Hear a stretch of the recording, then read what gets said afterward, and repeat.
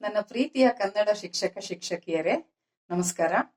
ಈ ದಿನ ನಾವು ನಮ್ಮ ಕನ್ನಡ ತರಗತಿಗಳಲ್ಲಿ ಮಕ್ಕಳು ಕೆಲವು ಸಮಸ್ಯೆಗಳನ್ನ ಎದುರಿಸ್ತಾ ಇರ್ತಾರೆ. ಅಂದ್ರೆ ಅದು ಕನ್ನಡವನ್ನ ಬರೆಯೋ ಬಗ್ಗೆ ಅಥವಾ ಓದೋ ಬಗ್ಗೆ ಇದೆಲ್ಲ ಅದ್ರ ಕುರಿತು ಮಾತಾಡೋಣ ಅಂತ ಅನ್ಕೊಂಡಿದ್ದೀನಿ.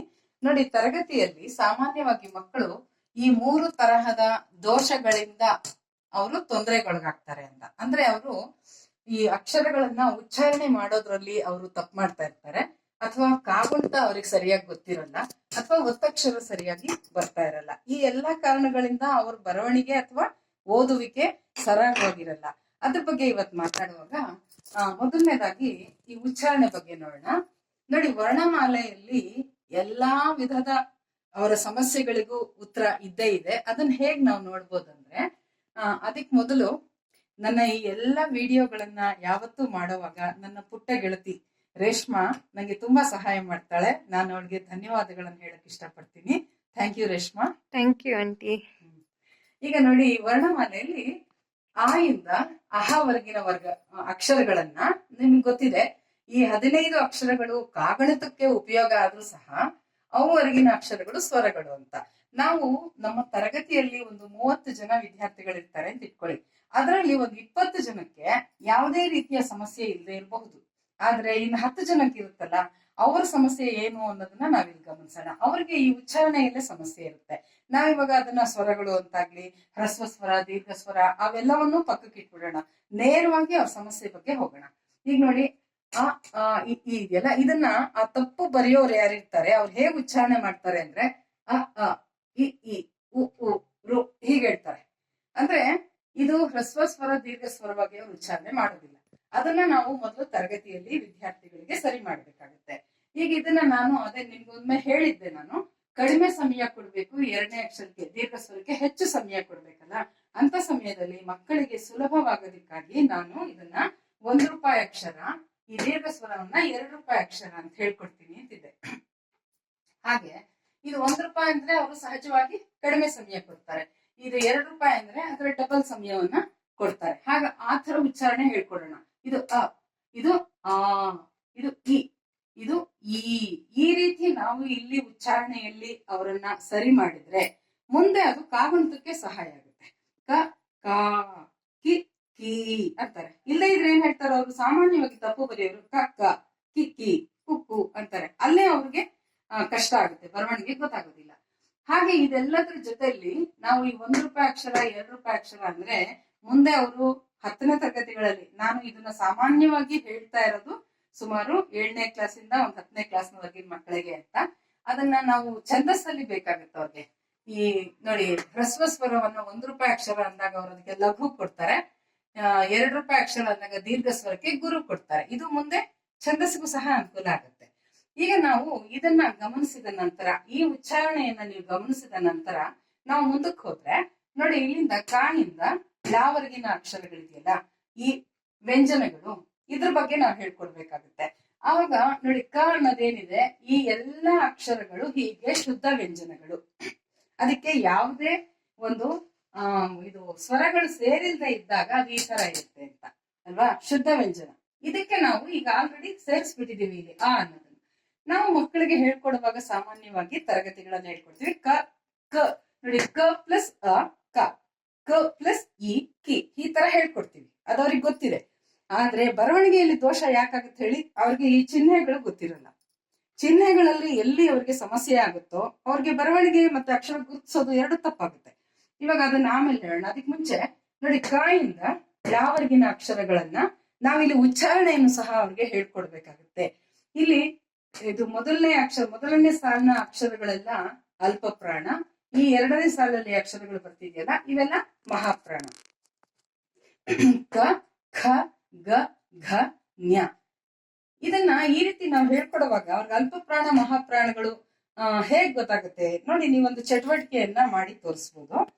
ಇಲ್ಲಿ ಒಂದಿಷ್ಟು ಕಾಗದದ ಚೂರುಗಳನ್ನ ಇಟ್ಕೊಂಡಿರೋದು, ಇದನ್ನ ನಾವು ಹೀಗೆ ಇಟ್ಕೊಂಡು ಮಕ್ಕಳಿಂದ ಮಾಡಿಸ್ಬೋದು. ಅವ್ರಿಗೆ ಮಾಡಿಸಿದ್ರೆ ತುಂಬಾ ಇಷ್ಟ ಆಗುತ್ತೆ ಇದೆಲ್ಲ. ಆಮೇಲೆ ನೋಡಿ, ಇವಾಗ ಮಹಾಪ್ರಾಣ ಬರುವಾಗ ಈ ಉಸಿರು ಜಾಸ್ತಿ ಬಿಡ್ತೀವಿ, ಆಗ ಈ ಪೇಪರ್ ಹಾರುತ್ತೆ. ಅಲ್ಪ ಪ್ರಾಣ ಹೇಳುವಾಗ ಈ ಪೇಪರ್ ಹಾರೋದಿಲ್ಲ. ಅದು ವ್ಯತ್ಯಾಸ ಮಕ್ಕಳಿಗೆ ಗೊತ್ತಾಗ್ಬೇಕು. ಕ, ಖ, ಗ, ಘ, ಈ ರೀತಿ ಮಹಾಪ್ರಾಣದ ಅಕ್ಷರಗಳನ್ನ ಅಂದ್ರೆ ಮಹಾಪ್ರಾಣ ಹೆಚ್ಚು ಉಸಿರನ್ನ ಬಿಟ್ಟಾಗ ಈ ಅಕ್ಷರಗಳು ಹೀಗಾಗುತ್ತೆ ಅಂತ ನೋಡಿ. ಟ ಪೇಪರ್ ಹಾರೋದಿಲ್ಲ, ಠ ಹಾರುತ್ತೆ.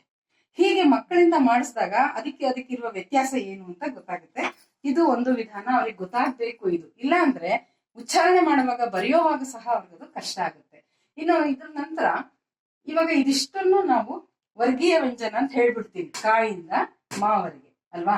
ವರ್ಗೀಯ ವ್ಯಂಜನ ಅಂತಂದ್ರೆ ಎಲ್ಲ ಒಂದೇ ಅಂತ ಆಗೋಯ್ತು. ಅವರ್ಗೀಯ ಯಾಯಿಂದ ಳಾವರ್ಗೀಯ ಅಂದ್ರೆ ಅವರ್ಗೀಯ. ಹಾಗಾದ್ರೆ ವರ್ಗೀಯ ವ್ಯಂಜನಗಳೇ ಆದ್ರೆ ಕಾಪಕ್ಕ ಢ ಯಾಕೆ ಬರಿಬಾರ್ದು, ಅಥವಾ ಟಾಪಕ್ಕ ಗ ಯಾಕೆ ಬರಿಬಾರ್ದು? ಯಾಕಿದು ಒಂದೇ ಸಾಲಲ್ಲಿ ಬರ್ಬೇಕು? ಇದು ಮಕ್ಕಳಿಗೆ ಬರುವಂತಹ ಸಮಸ್ಯೆ. ಅದನ್ನ ಕೆಲವು ಮಕ್ಕಳಿಗೆ ನೋಡಿ, ತರಗತಿಯಲ್ಲಿ ಬಹಳ ಮಕ್ಕಳಿಗೆ ತಿಳಿದಿರ್ಬೋದು, ತಿಳಿದೇ ಇರೋ ಮಕ್ಕಳಿಗೆ ಹೇಳೋವಾಗ ನೀವು ಹೇಗೆ ಹೆಚ್ಚು ಗಮನ ತಗೋಬೇಕಾಗುತ್ತೆ ಅನ್ನೋದು ನನ್ನ ಉದ್ದೇಶ ಹೇಳ್ತಾ ಇರೋದು. ಈಗ ನೋಡಿ, ಉಚ್ಚಾರಣೆಯಲ್ಲಿ ಇರುವ ವ್ಯತ್ಯಾಸಗಳ ಮೂಲಕ ಇದನ್ನ ಬೇರೆ ಬೇರೆ ಸಾಲಿನಲ್ಲಿ ಇಟ್ಟಿದ್ದಾರೆ ಅಂತ ನೀವು ಹೇಳ್ಕೊಟ್ಟಿರ್ತೀರಾ ಆಲ್ರೆಡಿ ನಿಮ್ಮದೇ ಆದ ವಿಧಾನದಲ್ಲಿ. ಇದು ಇನ್ನೊಂದು ಏನಂತಂದ್ರೆ ಕಂಠ್ಯ ವ್ಯಂಜನ, ಕಂಠದಿಂದ ಉಚ್ಚಾರಣೆ ಮಾಡುವಂತದ್ದು. ನೋಡಿ, ಕ ಖ ಗ ಘ ಜ್ಞ ಎಲ್ಲ ಒಂದೇ ಸಾಲಿನಲ್ಲಿ ಇಟ್ಟಿದ್ದಾರೆ, ಕಂಠದಿಂದ ಉಚ್ಚಾರಣೆ ಮಾಡುವಂತ ಅಕ್ಷರಗಳು. ಅದಕ್ಕೆ ಅದು ಒಂದೇ ಸಾಲಲ್ಲಿ ಬಂದಿದೆ. ಈಗ ಎರಡನೇ ಸಾಲಿದೆಯಲ್ಲ, ಇದು ತಾಲವ್ಯ. ಅಂದ್ರೆ ನಮ್ಮ ಕಂಠದಿಂದ ಮುಂದೆ ನೋಡಿ, ಚ ಚ ಅನ್ನುವಾಗ ನೀವು ಇದು ನಾಲ್ಗೆ ಎಲ್ಲಿ ತಗಲುತ್ತೆ ನೋಡಿ, ಹಲ್ಲುಗಳಿಂದ ಇನ್ನು ಮೇಲೆ ಚ ಛ ಜ ಝ ಜ್ಞ. ಇದು ತಾಲವ್ಯ ವ್ಯಂಜನ ಅಂತಾರೆ. ಎಲ್ಲಾ ಅಕ್ಷರಗಳು ನಾಲಿಗೆ ಮೇಲೆ ಒಂದೇ ಕಡೆ ತಗಲುತ್ತೆ, ಎಲ್ಲಾ ಅಕ್ಷರ ಉಚ್ಚಾರ ಮಾಡುವಾಗ. ಆದ್ರಿಂದ ಇದೆಲ್ಲವನ್ನು ಒಂದೇ ಸಾಲಿನಲ್ಲಿ ಇಟ್ಟಿದ್ದಾರೆ. ಇನ್ನು ಮೂರ್ಧನ್ಯ ವ್ಯಂಜನ, ಇದನ್ನ ಹೇಗೆ ಅಂದ್ರೆ ನಾಲಿಗೆ ಮೇಲ್ಗಡೆ ಅಂಗಳಿಗೆ ತಗಲುತ್ತೆ ನೋಡಿ, ಠ ಠ ಡ ಢ ಣ. ಎಲ್ಲಾ ಅಕ್ಷರಗಳ ಉಚ್ಚಾರಣೆ ಮಾಡುವಾಗ ನಾಲಿಗೆ ಒಂದೇ ಕಡೆ ತಗಲುತ್ತಲ್ಲ, ಇದಕ್ಕೆ ನಾವು ಮೂರ್ಧನ್ಯ ವ್ಯಂಜನ ಅಂತ ಹೇಳ್ತಾರೆ. ಇದನ್ನ ನೀವು ಮಕ್ಕಳಿಂದ ಮಾಡಿಸ್ಬೇಕು, ತುಂಬಾ ಎಂಜಾಯ್ ಮಾಡ್ತಾರೆ ಮತ್ತು ನೆನ್ಪಿಟ್ಕೋತಾರೆ, ಮತ್ತೆ ಸಂತೋಷ ಪಡ್ತಾರೆ. ಹೌದಾ, ಇಷ್ಟೆಲ್ಲ ಅರ್ಥ ಇದೆಯಾ ಇದ್ರಲ್ಲಿ ಅಂತ. ನಾವು ಇಂಥ ಸಮಯದೆಲ್ಲ ನಮ್ಮ ವ್ಯಾಕರಣ ಪಂಡಿತರುಗಳಿಗೆ ಮೆಚ್ಚುಗೆ ಸೂಚಿಸೋದನ್ನ ಮರಿಲೇಬಾರ್ದು. ಆಮೇಲೆ ನೋಡಿ, ಇದು ದಂತ್ಯ ವ್ಯಂಜನ. ದಂತ ಅಂದ್ರೆ ಹಲ್ಲು, ಆದ್ರಿಂದ ಹಲ್ಲಿಗೆ ತಗುಲುವಂತಹ, ನಾಲಿಗೆ ಹಲ್ಲಿಗೆ ತಗುಲಿದಾಗ ಉಚ್ಚಾರಣೆ ಮಾಡುವಂತ ಅಕ್ಷರಗಳೆಲ್ಲ ಒಂದೇ ಸಾಲಲ್ಲಿ ಬರುತ್ತೆ. ತ ಥ ದ ಧ ನ, ಹಲ್ಲಿಗೆ ತಗುಲೋದ್ರಿಂದ ದಂತ್ಯ.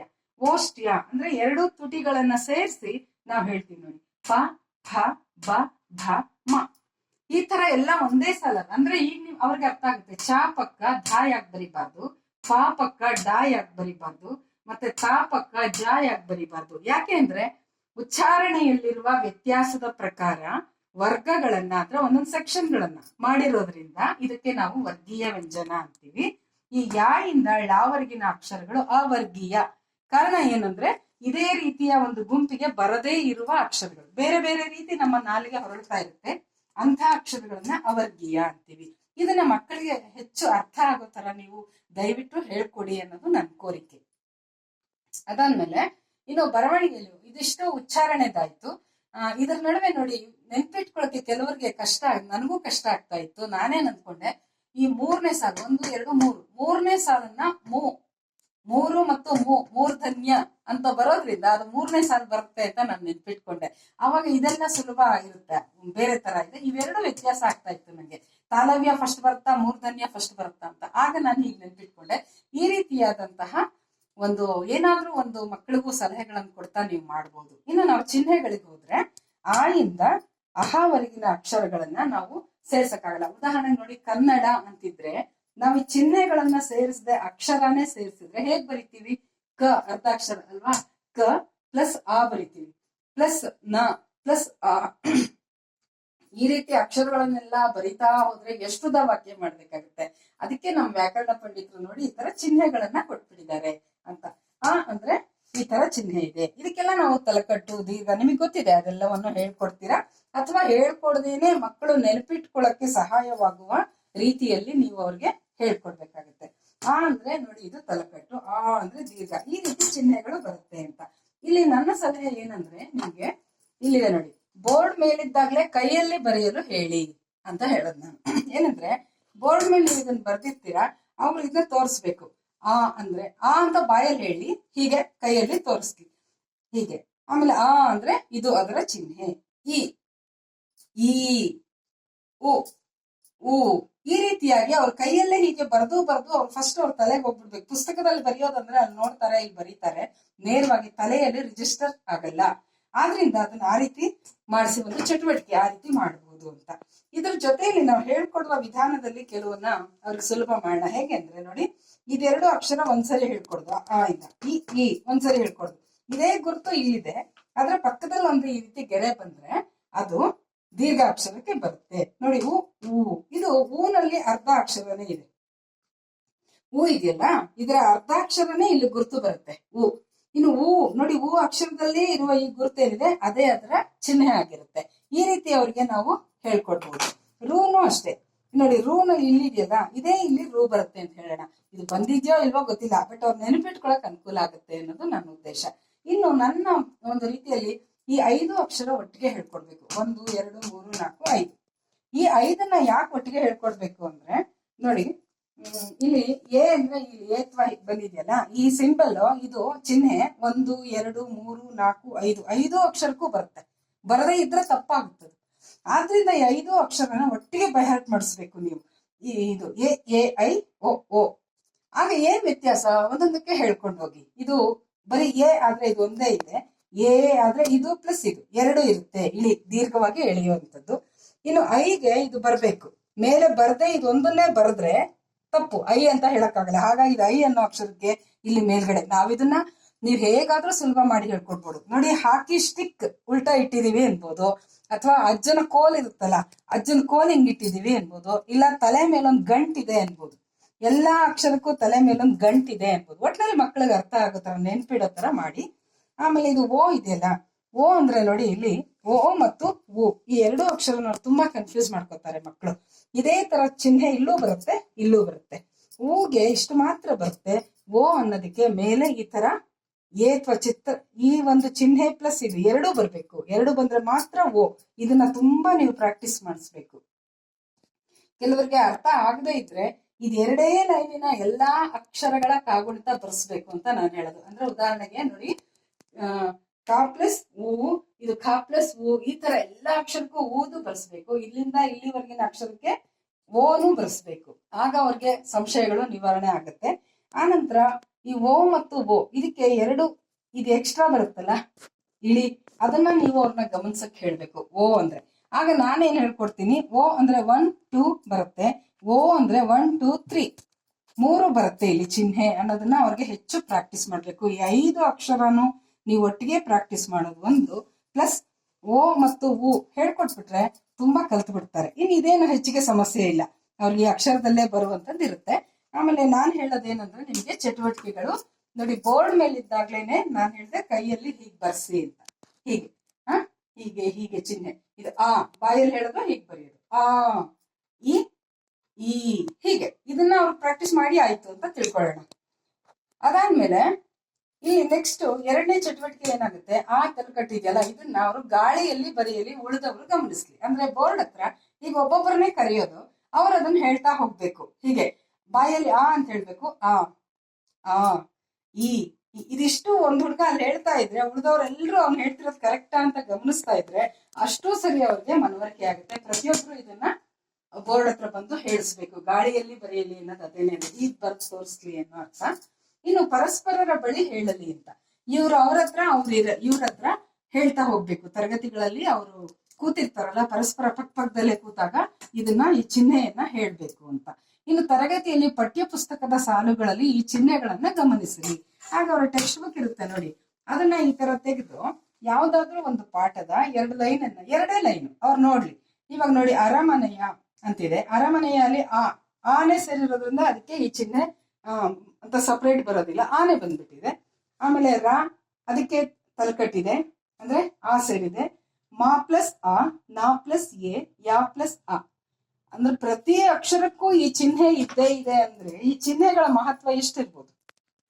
ಮತ್ತು ಈ ಚಿಹ್ನೆಗಳನ್ನ ಕಲಿಯದೇ ಇದ್ದಿದ್ರಿಂದಾನೇ ಅವ್ರಿಗೆ ಯಾವ ಅಕ್ಷರ ಅಂತ ಗುರುತಿಸೋದಿಕ್ ಕಷ್ಟ ಆಗಿತ್ತು, ಬರೆಯೋವಾಗ ಕಷ್ಟ ಆಗಿತ್ತು ಅನ್ನೋದು ಅವ್ರಿಗೆ ಅರ್ಥ ಆಗುತ್ತೆ. ಅದಾದ ನಂತರ ನೀವು ಪದಗಳನ್ನ ಬೋರ್ಡ್ ಮೇಲೆ ಬರ್ದಿರಿ, ಅವರು ಬಿಡಿಸಿ ಹೇಳಿ ಅಂತ. ಉದಾಹರಣೆಗೆ ನೋಡಿ, ಇಲ್ಲಿ ನಾಳೆ ಅಂತಿದೆ, ನಾ ಪ್ಲಸ್ ಆ, ಲಾ ಪ್ಲಸ್ ಎ.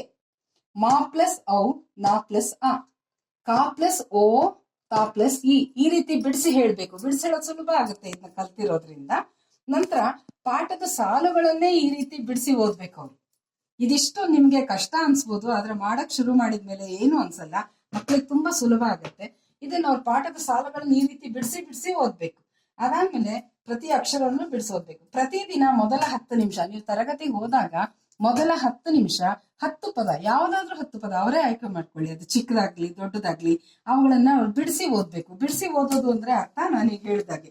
ಉದಾಹರಣೆಗೆ ಇದು ದೇವಾಲಯ ಅಂತಿದ್ರೆ ದ ಪ್ಲಸ್ ಎ, ವ ಪ್ಲಸ್ ಆ, ಲ ಪ್ಲಸ್ ಆ, ಯ ಪ್ಲಸ್ ಆ, ಈ ರೀತಿ 10 ಪದಗಳನ್ನ ಅವರು ಪ್ರತಿದಿನ ಬಿಡಿಸಿ ಹೇಳಿ, ಸುಮಾರು ಒಂದು 8-10 ದಿನ. ಅದಾದ್ಮೇಲೆ ಓರಲ್ ಆಗಿ ಉಕ್ತ ಲೇಖನ. ಈಗ ನೀವು ಓರಲ್ ಆಗಿ ಕೇಳಿ ಯಾವತ್ತಾದ್ರೂ, ಅದನ್ನ ಹೇಳ್ಬೇಕು. ಉದಾಹರಣೆಗೆ ಕೊರೆದು ಅಂತ ಇದೆ, ನೀವು ಕೊರೆದು ಅಂತ ಹೇಳಿ, ಅವ್ರು ಬಿಡಿಸಿ ಹೇಳ್ತಾರೆ. ಕ ಪ್ಲಸ್ ಓ, ರ ಪ್ಲಸ್ ಎ, ದ ಪ್ಲಸ್ ಓ, ಓರಲ್ ಇದು. ಈ ರೀತಿ ಮಾಡಿದಾಗ ಅವ್ರಿಗೆ ಇಲ್ಲಿ ಸ್ಪಷ್ಟ ಆಗುತ್ತೆ.